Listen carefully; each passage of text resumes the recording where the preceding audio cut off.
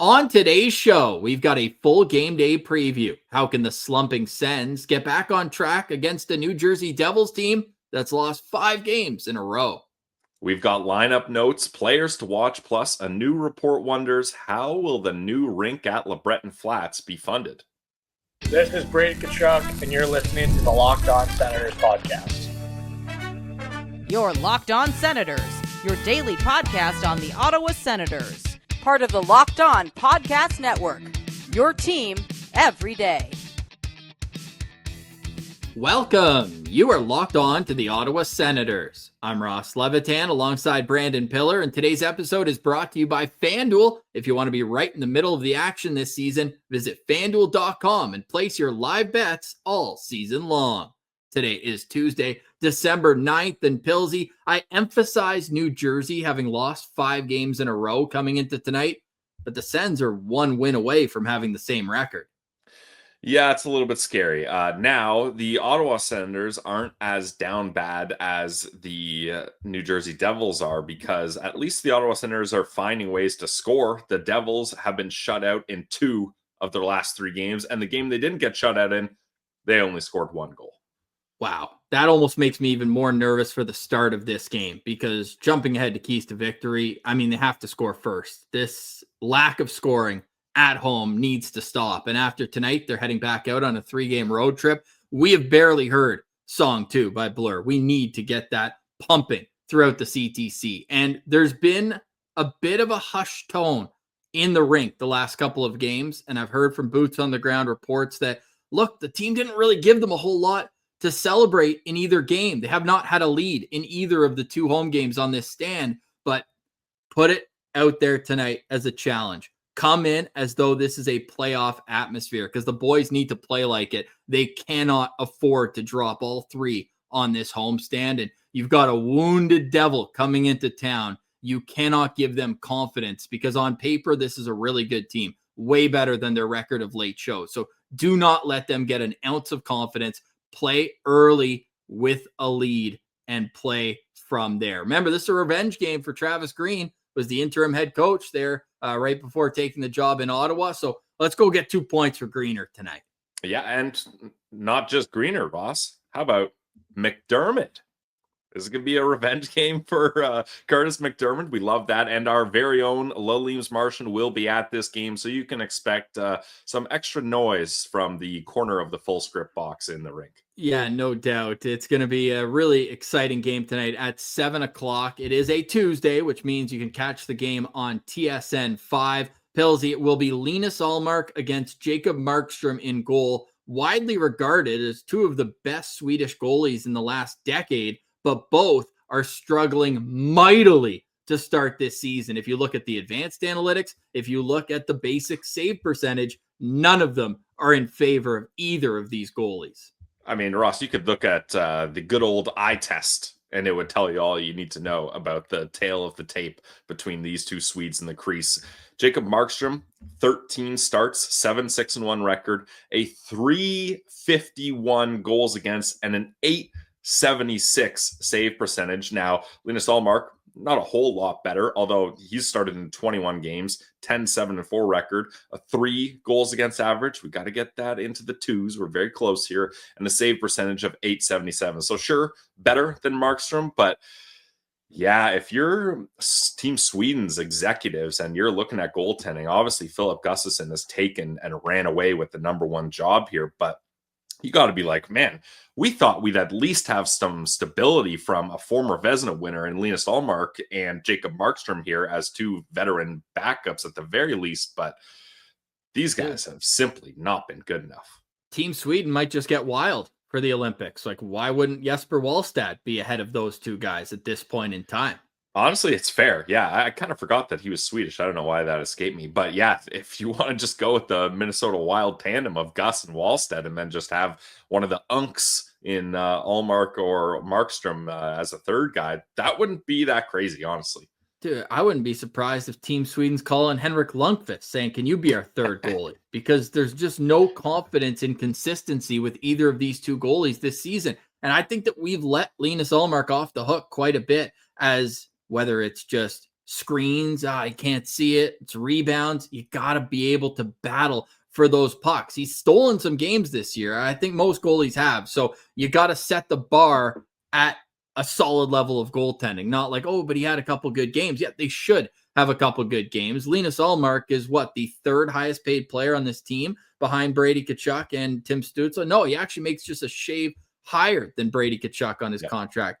So there needs to be high expectations on Linus Ullmark, and he's shown that he can be that guy, but he needs to be it right now for the Ottawa Senators. They don't have that much more time. It's getting late early in a sense with how every team is stacking points. The Leafs, we were laughing at them in last place. They've won 4 of their last 5 games, and all of a sudden, they're back in the mix. So things can change in a hurry, both positively and negatively. It's about riding the roller coaster as fans, but understanding that in the room, there's a longer-term objective that they won't be as thrown off. This isn't the same young Senators team that would lose 5, 6, 7 in regulation.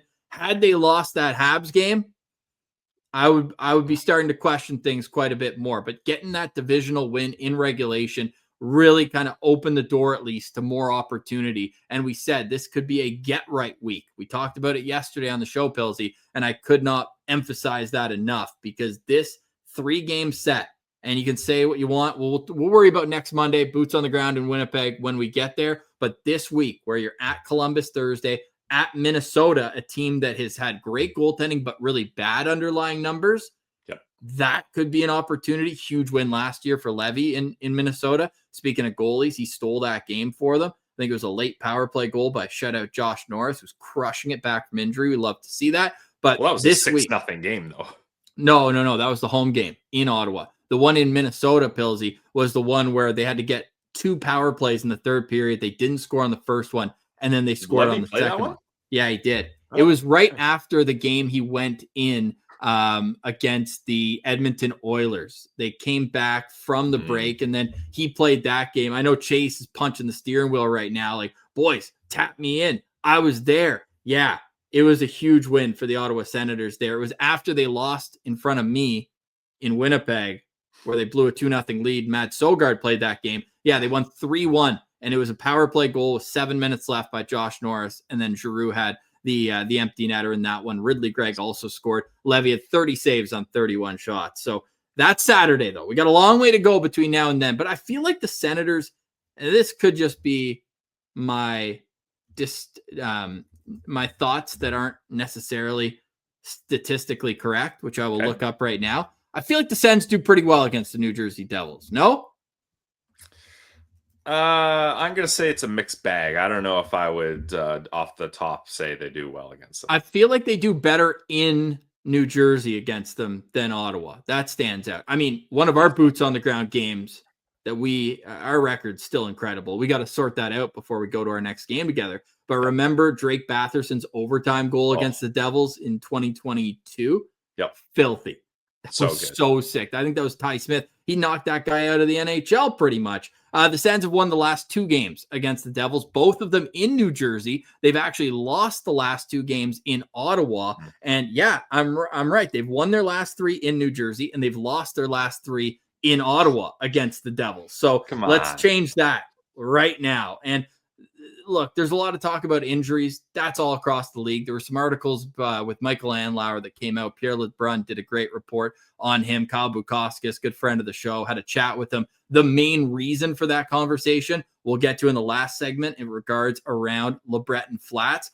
But one note that really rung true was you might not see a full lineup on any team all year with the condensed Olympic schedule. And I know locally it's, oh man, we've been without Brady Tkachuk, Thomas Chabot, now Shane Pinto. We missed Ridley Gregg for a long time. Those are key contributors to the lineup. Even Zub's missed a few games. But Pilsy, nobody has it worse, I would say, than the New Jersey Devils. Not only because of the players, and we'll get to their lines and who's out in a little bit, but the way that some of them have happened. Losing your superstar player to a freak accident at a restaurant, cutting himself on glass. Jack Hughes out 8 weeks because of that. I mean, they're not going to be listening to any sympathies for any other team in the league. Yeah, no, certainly not. And speaking of injuries, Lars Eller practiced today. He's a game time decision. I expect he's going to play with the way line rushes were done, and we'll get to that later. But Ross, in order to get right, you must win games. And I'm saying it. This is a must-win game for the Ottawa Senators. You cannot leave your 3-game homestand after a long road trip the longest of the season with all 3 regulation losses. It just can't happen. So you have to take advantage of a banged-up Devils team. They've lost 5 in a row. They've only scored 1 goal in their last 3 games. You have to find a way to win here. Linus Ullmark has to be better than his Swedish counterpart. And I think this is going to have to be a big game from the big boys. Obviously, Tim Stützle, Brady Tkachuk. We need more from them, and it's going to be interesting to see how they decide to line match up against the New Jersey Devils tonight. But I'm saying it. It's a must-win game. I believe this is only our 3rd must-win game. The first game in Buffalo was a must-win. That was a loss. And then we followed it up, run it back with a must-win up against Seattle, and they got that one in the shootout. We thought about making the Montreal game a must-win, but we backed off. And they what about the home opener? Getting it done. Did we call the home opener a must-win? Like usually we do. Yeah. Okay. So then we're 1-2. We got to get back to even, at least here in must-win games. Speaking of numbers, we've got the head-to-head matchup tonight between the Ottawa Senators and the New Jersey Devils. The Senators enter with an 11-loss in regulation record. That's 2 up from the last time we did a game day preview on Thursday. So the Senators are 13-11-4 on the season. The Devils are 16-12-1, but they've lost 5 in a row. So just speaks again how good this Devils team is on paper. They were 16-7-1, and at that point they were first place in the Metro Division. Not anymore. 0-5-0 in their last 5 games. Senators are 1-4-0. Senators have scored 3 goals per game, which is higher than New Jersey's 2.83. Both teams allow more than 3 goals against per game. New Jersey at 3.07, Ottawa at 3.29. Senators have the higher shooting percentage. The Devils slightly have a better team save percentage. The Devils have a better power play by 1% and a better penalty kill by 12%. The Senators have the edge in faceoffs by a wide margin, and they also have the better underlying metrics at 5-on-5. So let's look at the lines and keys to victory on the other side, plus a conversation about LeBreton Flats and who is footing the bill for this big project. That's next. You're listening to Locked On Senators, your team every day. Today's episode is brought to you by our friends over at FanDuel. NFL Sundays move fast. One big play, and suddenly everything feels different. That's what makes live betting with FanDuel so exciting. You're not just watching the game, you're reacting to it in real time. With FanDuel, you can place bets as the action unfolds every drive, every momentum swing, every highlight moment. Live betting is best when the game starts to shift. A receiver gets hot, a defense tightens up, or the momentum flips after a turnover. FanDuel lets you jump into the moments with live spreads and money line that adjust instantly. Player props update as guys heat up. You can bet next touchdown scorers, drive results, totals, and more. It keeps you locked into every snap, every drive, every possibility. And with the Ottawa Senators back in action tonight, we're looking at the Sens game. Sens favorites at -142. The over-under is set at 5.5 at -108. So if you want to get in on the action tonight's Sens game, do it with FanDuel. And you can visit FanDuel.com and place your NFL bets all season long. FanDuel, the game moves fast, and so can you.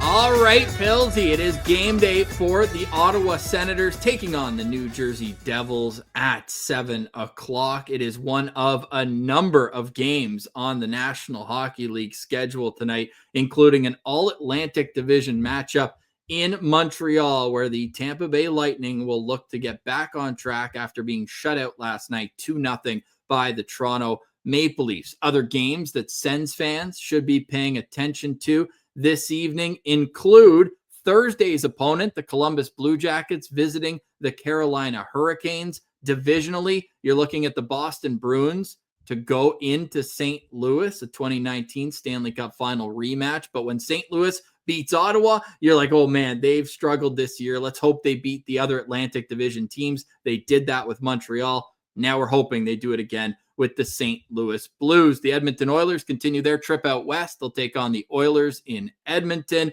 That, of course, matters because Ottawa has their second round pick. Pilsy, tonight in Ottawa, it's all about the Senators and the New Jersey Devils. Let's take a look at the Senators lines expected for tonight's game, and it is a new look forward group. The top line is Tim Stützle with Nick Cousins and Fabian Zetterlund.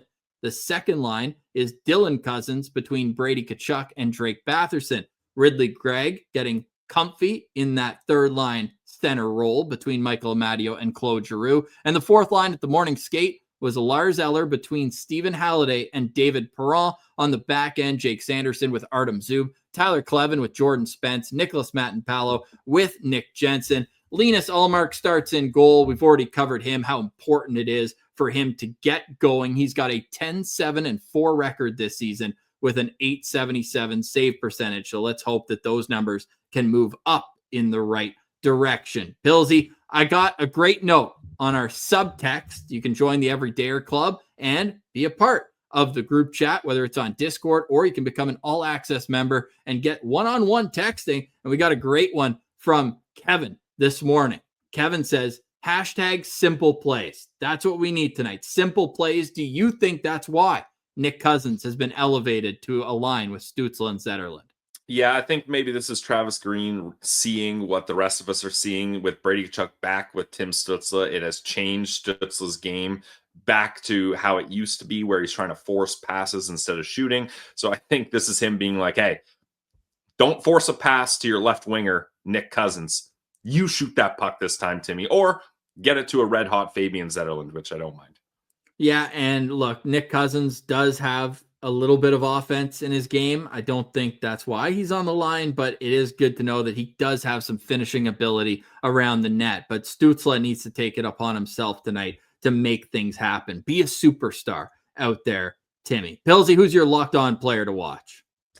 My locked-on player to watch is going to be Dylan Cousins tonight, because you look at these lineups and Dylan Cousins is put in a position to succeed, if you ask me, with Brady Tkachuk as his left winger and Drake Batherson as his right winger. But he hasn't had that much success offensively since the LA game on the 24th of November. He only has one goal this entire stretch, and that was up against the New York Rangers on the power play nonetheless. So I want to see Dylan Cousins' 5-on-5 game flourish here. Obviously, that's been a point of contention when you're looking at Dylan Cousins. Is sure he's able to convert on the power play, which is good, but his 5-on-5 game needs to improve.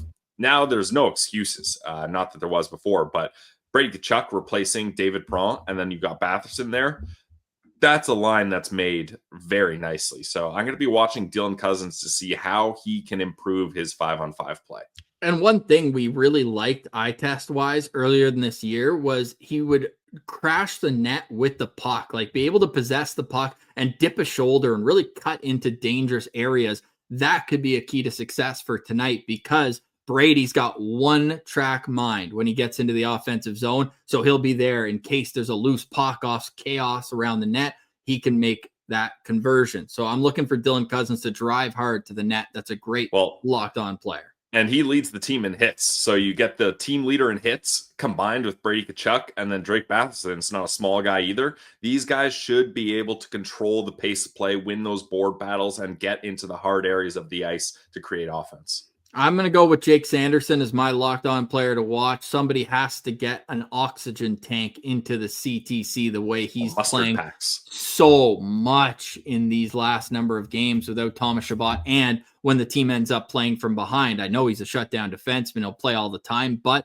they even try to get him more when you need a goal in the third period. So he's coming off the highest time on ice that he's had in a game this season, over 31 minutes. In the loss to the Blues on Saturday. So if you're the Senators, you want to be able to roll the D pairs a little bit more. And the best way to do that is to get off to an early lead. So I'm going to look for Sanderson, and in particular, Sanderson on the power play, because that whole first unit, I need them to have a shooter's mentality tonight. No pretty passes around the perimeter. Everything needs to get around the crease, around the goal mouth, in between the hash marks, below the hash marks, and just make things miserable on the Devils' defense. They're missing a couple of their bigger players on the back end, notably Kovacevic and Brett Pesce. So you're going to be able to get advantages down low, especially Luke Hughes, great offensive defenseman, Simon Nemec, great offensive defenseman, but those guys can be taken advantage of down low. And when Ottawa's at their best, they're playing that in-your-face style. So I want Sanderson to make quick decisions at the top of the point and get pucks low, get pucks on net, shoot for the pads, and get rebounds. It's going to be a dirty, dirty game if Ottawa's going to get their way and make the Devils play in the mud. Pilsy, one more note just to clarify on yesterday. We kind of brought just anecdotally about Tim Stützle having more points when he plays less. I looked it up. LOSB stats department was on it. And the numbers were pretty jarring, but interesting as well. He's played 15 games more than 20 minutes, and he's played 13 games with less than 20 minutes. So it's almost a 50-50 sample size. Not time on ice, but games played. Good over under 20 minutes. And look, and there were some comments, totally fair comment to say, look, there's score effects. You're going to be pinching more offensively when he plays more. Totally understand that. But I think the numbers are still eye-opening because they're so different at both ends. You would almost think if you're trying to push for offense, sure, maybe the plus minus goes down because you're up and down. But Pilsy, in 15 games where Timmy has played more than 20 minutes in each of them, he has 2 goals. 2 goals in 15 games. While in the 13 games he's played less than 20 minutes, he has 9 goals. That's not just 1 or 2. That is a substantial difference. The total, let's go through the 15 games where he plays a lot first. 2 goals, 5 assists, 39 shots on 80 attempts, minus 11 as a plus minus. Let's contrast that. The 13 games he plays under 20 minutes, he's a plus 11. So he's exactly even on the season. And that is the dividing fact. 9 goals, 8 assists on only 29 shots. So he shoots the puck less, makes sense. He's playing less time on ice, but he's hitting the net on a higher percentage of his shots, and a way higher percentage of those shots is going in the back of the net. So just something to watch. I don't think it's alarms and, wow, Timmy can't play more, because the Sens are better when Timmy's on the ice. But I do think it's worth watching over this next stretch without Shane Pinto, who often has the most time on ice by any forward. It's going to be really curious to see if this stretch of 20-plus minute games continues and how Timmy responds after a down stretch. Well, it'd be interesting to see the splits on Timmy with and without Brady Tkachuk in the lineup. I think those would be good too. And that's why I'm locked on to Dylan Cousins tonight, Ross, because I don't want to see Travis Green, if this gets into a tight game near the end, just put Timmy over the boards again and again and again. Share some of that load with Dylan Cousins. Like, he's your number 2 center. He gets paid like it. You need to be able to trust him more in 5-on-5 situations. And now that he's got those wingers, there's no reason why he can't be decent, even strength, as well as on the power play. Fit check. The Ottawa Senators will wear their red alternate jerseys tonight. The Senators are 2-1-1, I believe, while wearing them, or 1-2-1. 2-2-1. They've worn them 5 times. They're 2-2-1 so far this season. Hey, 2-1-1 at home. They did rock them in Buffalo the first time they wore them on the road, and it did not. And they're going to wear them 2 more times against Buffalo. So it could be a make or break, the red jerseys up against the Sabres here. So far, it's been break. So if you're heading to the game, you want to match the team, the Sens will be rocking the red tonight against the New Jersey Devils. On the other side, let's take a look at how the Devils line up. We still got a key to victory, plus Gary Ock's report on LeBreton Flats that was refuted by Sens owner Michael Andlauer. Today's episode is brought to you by our friends over at Gametime. The World Cup is coming back to North America for the first time since 1994. And with 48 teams, it's going to be massive. But let's be honest, getting tickets can be difficult. That's why the Gametime app is clutch, finally giving fans a real advantage when it comes to snagging seats. With Gametime, you can track prices that drop in real time, get alerts when great seats open, and buy tickets the moment they hit the app. Puts the power back in your hands and makes going to the World Cup realistic instead of impossible. You pick a game, tap a section, and have your tickets locked in within minutes. No confusion, no hunting for the fine print. The prices include the fees up front, which I love. No last second surprises at checkout. So take the guesswork out of buying World Cup tickets and every match, concert, or sporting event with Gametime, including Ottawa Senators home games. Download the Gametime app, create an account, and use code LOCKEDONNHL for $20 off your first purchase. Terms apply. Again, download the app, make an account, and use code LOCKEDONNHL for $20 off. Swipe, tap, ticket, go, Gametime.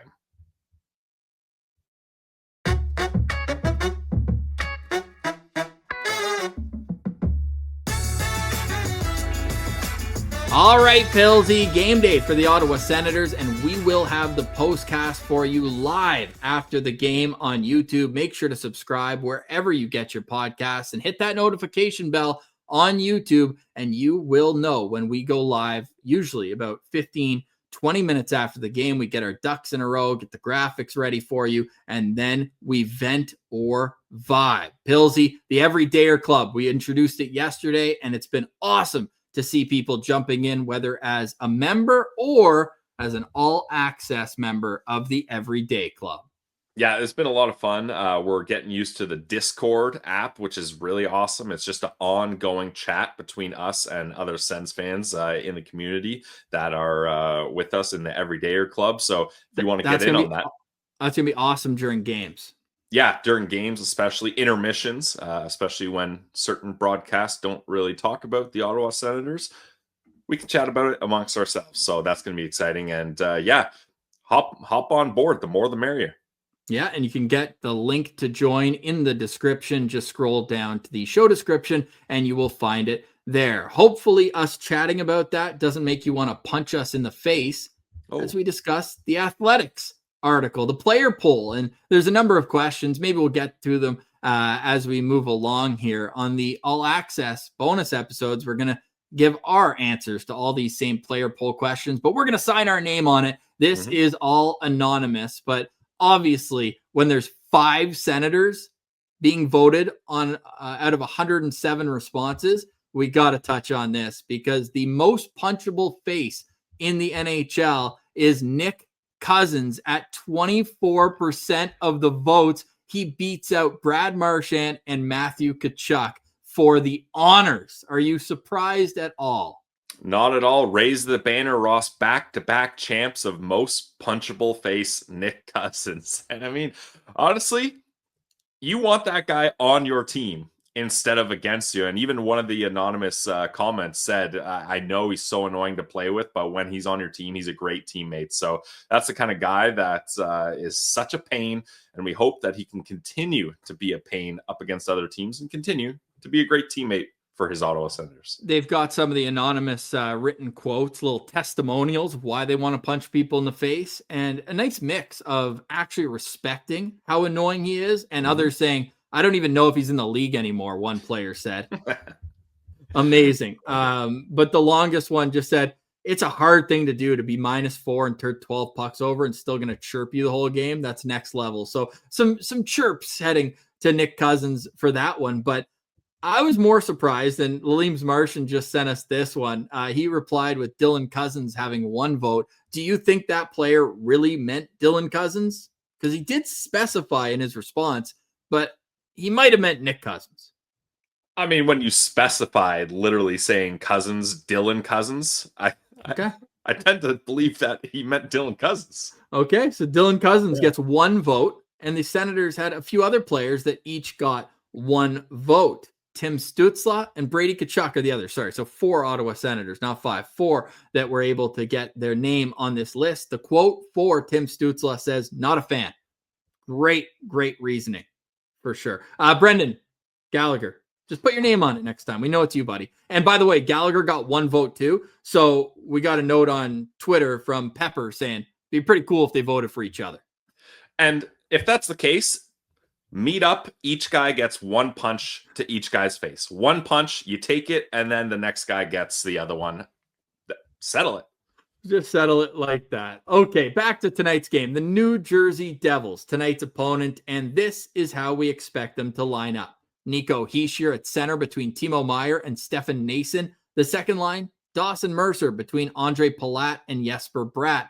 third line of Cody Glass between Artyom Gritsyuk and Connor Brown. And the fourth line is Luke Glendening between Paul Cotter and Angus Crookshank. On the back end, Eunice Thiegenthaler with Dougie Hamilton, Brendan Dillon with Luke Hughes, Dennis Cholowski with Simon Nemec, and Jacob Markstrom starts in goal. The injuries include Jack Hughes, Zach McEwen, Evgeny Dadonov, Brett Pesce, and Jonathan Kovacevic. My first comment, Pilsy, do the New Jersey Devils lead the league in hashtag Sens Abroad? Yeah, they certainly love their Sens Abroad. And Ross, I think we have a new metric for empathy for injured players. It will be determined based on the font size of our injury graphic. So the New Jersey Devils, smaller font size to fit all the injuries in there. So although when you got names like Kovacevic, McEwen, sneaky long name, Jay Hughes, you know, that we gotta look at the advanced analytics on that. So don't just take the straight font number there. But no sympathy for the Devils tonight. We are not devil worshippers tonight. That's for sure. Just tonight? I dabble once in a while. Okay. I haven't since 2003 when they broke my heart in the Eastern Conference Final, Game 7. Sorry for bringing that. When they play the Habs, I'm down for the Devils. Yeah, that's true. The New Jersey Devils are obviously without their top point producer over the last number of years in Jack Hughes, still fifth on the team in points, and he's missed the last 12 games. They're led offensively by Nico Hischier and Jesper Bratt, each with 26 points. And Pilsy, I have a rumor hearing that one of those might be your lookout player. Yes. Would you like me to give the news of the rumor? Let the people know. All right. Hopefully Michael Andlauer will not dispute this rumor, but my lookout player is Jesper Bratt, number 63. This guy, he's such an underrated player, in my opinion. He's got 26 points in 29 games, 21 assists, and he's able to stack up multiple point games. He has no points in his last 3 games, mostly because the New Jersey Devils have only scored 1 goal. But before that, 2 assists, and then he had a 3 assist night a little farther down as well. So he's one of those guys that if he gets hot, he can stack up the points in bunches, and he's on that top power play. He's someone that I'm really going to be looking out for because he's going to be setting his teammates up, and that can be a dangerous player when they're in the offensive zone. Yeah, he's very, very sneaky as a player, and he can be one of those guys similar, not the same level, but similar to Kucherov, where they're just so slippery, and all of a sudden they're in a prime shooting area and they still won't shoot. But then the pass, it's like, oh no, oh yeah. They end up finding sticks and the back of the net. A guy who always has way more assists than goals.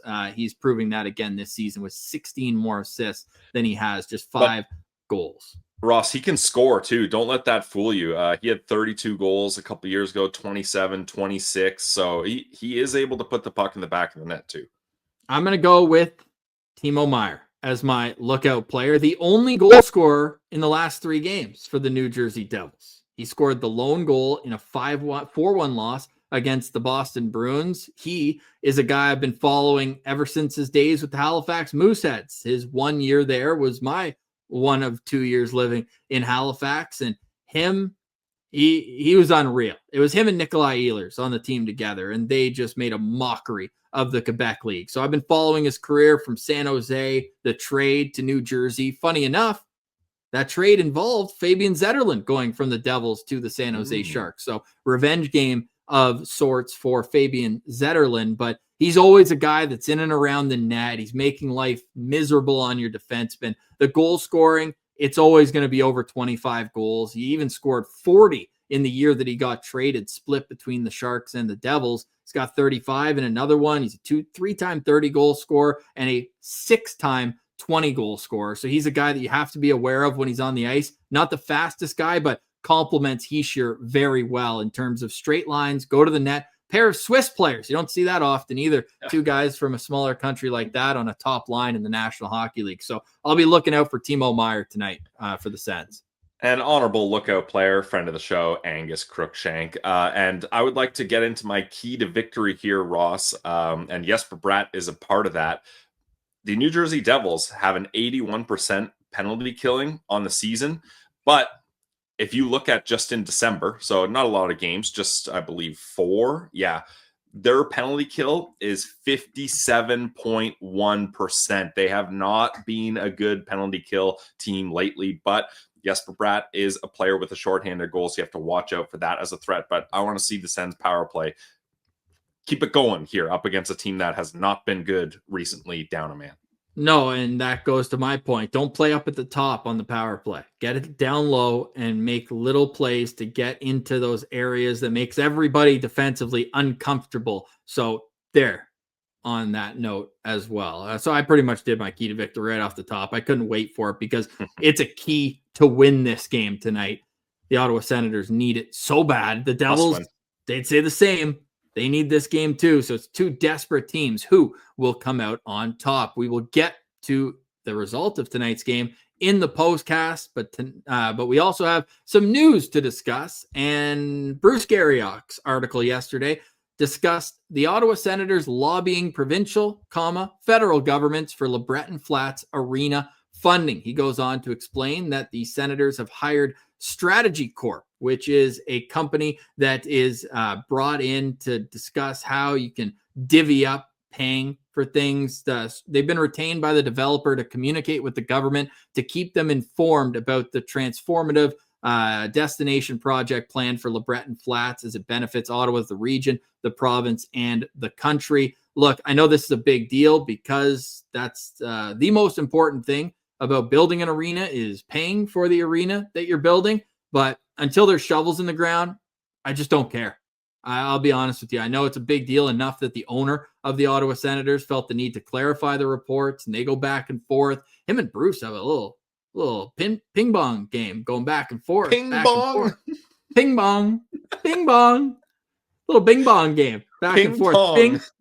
It's like I'll tap you on the head, you tap me, get me back. Bing bong. Bing bong. But honestly, I don't care. Just build the rink. Yeah, and we've said, let us know when we need to bring our shovels. Yeah, that can save some costs for sure. Yep. But I think, Ross, the issue here is the way the article was written pointed heavily to talking about the main reason that this Strategy Corp company was brought in was to get tax breaks and tax funding, which I think Michael Andlauer wanted to put cool water on, being like, there's so many other factors that we need outside help with. There's the Indigenous community, which is going to be part of this. There's the hazardous waste. They're going to be building restaurants, hotels, condos. Like, this isn't just, hey, let's put seats, an arena, and cold water taps into a building here and call it a day. You got to make sure the rink's the right size. Yeah, that's also important. But I think basically Andlauer wanted to clarify that, hey, we're not just bringing in this company for tax purposes. There's so many other things that are involved in this project. He said it's a legacy project. So they are looking to get more advice from this company as they can. And I think that's the thing, because obviously Ottawa, government town, capital city, the way tax dollars are spent or aren't spent is a hot topic on anything. So we're not going to get too political on this show one way or another, but it is something that means a lot to a lot of people. And I'm with you, though. We're not even close to worrying about that, in my opinion. There's so many hurdles that have to be jumped. But it's interesting that Michael Andlauer made it clear that he wanted to clear the air about how that article was written. And he did not mince words about what he was trying to clear up by whom. And the Board of Governors meeting is going on right now. So it was easy enough for Mr. Andlauer to just grab a reporter and say, hey, let's chat about this. I want to clarify. So the timing worked out well for him from that respect, and chatting with Kyle Bukauskas and then the article with Pierre Lebrun there. So basically Garriock implying that the Sens are going to use this company to try to get taxpayer dollars. And he's saying it's for consultation. They've got a lot of experience in this. So we'll see what ends up happening and what this next chapter is in the ever long rink at LeBreton Flats. That is going to be a long way away. But man, after the amount of concentration calories we've spent talking about this rink, going back, 10 years already? walking into that building for the first time, whenever it is going to be overwhelming.